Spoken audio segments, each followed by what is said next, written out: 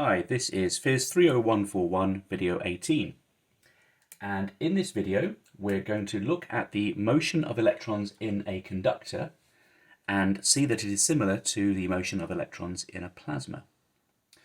So we cast our minds back to the Lorentz model, which governs the motion of electrons within atoms in materials such as dielectrics, and we could write down an equation of this sort where the motion of an individual electron, or the electron masses are written here, has a form where the acceleration, the velocity and the position are coupled together. Omega naught squared represents a restoring force on the electrons due to the fact that they are bound to the atoms, and we have a driving electric field which causes the electrons to move in the first place. And this is called the Lorentz model, or the Maxwell-Selmayr and Lorentz model. And when we think about conductors, we recognize that one of the key differences between insulators and conductors is that the electrons are free to move.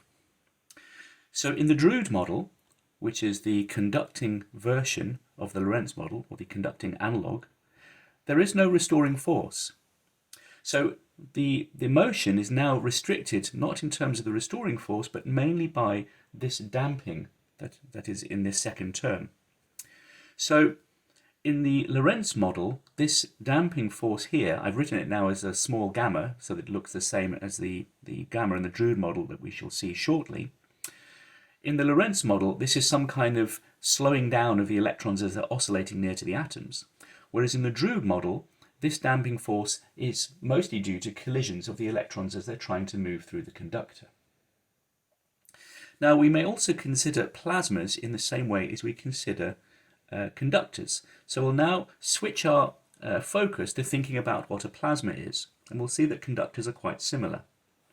So a plasma is a state of matter in which we have positive charges and negative charges which are free to move with respect to each other.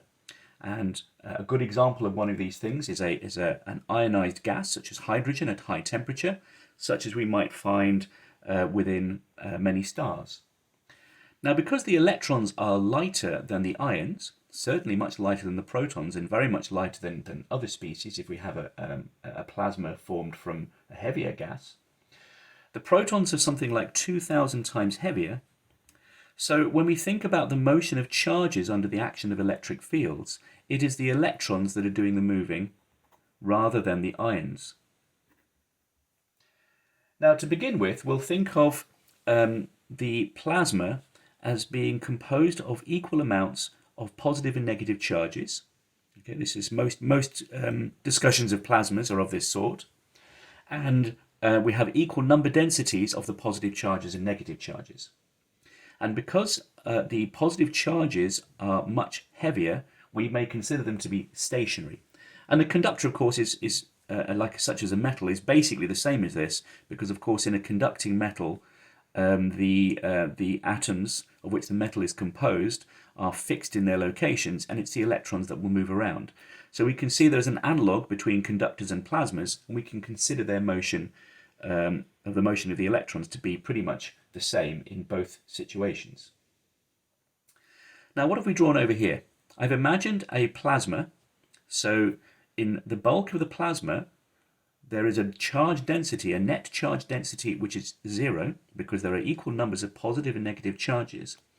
And I imagine, for argument's sake, that a thin layer of electrons has been moved with respect to the positive ions that they were originally next to. And I imagine a layer of thickness delta x being moved by a distance delta x. So this separation is exaggerated here. And because the electrons have been moved, we can form an electric field between these positive charges left behind and the electrons. So we can write down that the electric field is equal to the number density of those electrons which have been moved times the thickness of the layer. Obviously, we have to include the charge on the electrons, which of course is E, divided by epsilon 0. So here, n is the number density of the electrons which happen to exist within this plasma. So it's the same number density whether or not the electrons have moved or not. So it's a property of the plasma rather than a property of this particular layer. So we can now write down an equation of motion for those electrons, ignoring any collisions between the electrons and anything else, in this form. So because I can write down the electric field like this, I can relate the restoring force on the electrons to their separation. So as we can see, this delta x is present on both sides, and we see by inspection that this is simple harmonic motion. So in a plasma with a number density n, there is a natural frequency of motion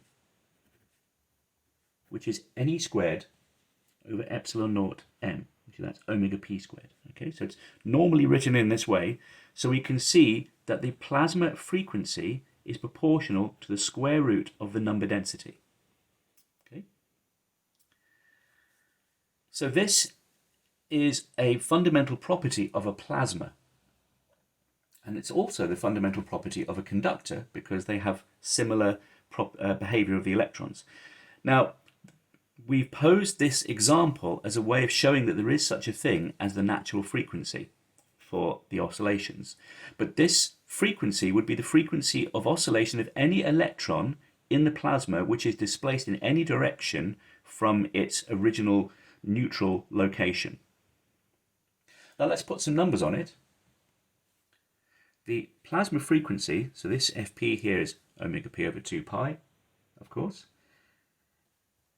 is about 9,000. Let's write it down a little bit more accurately than that. It's about 9,000 times the square root of n in hertz. If n is expressed, this is a number density given in per centimetre cubed. Of course, that's a very important unit to notice. So that's the derivation of the plasma frequency.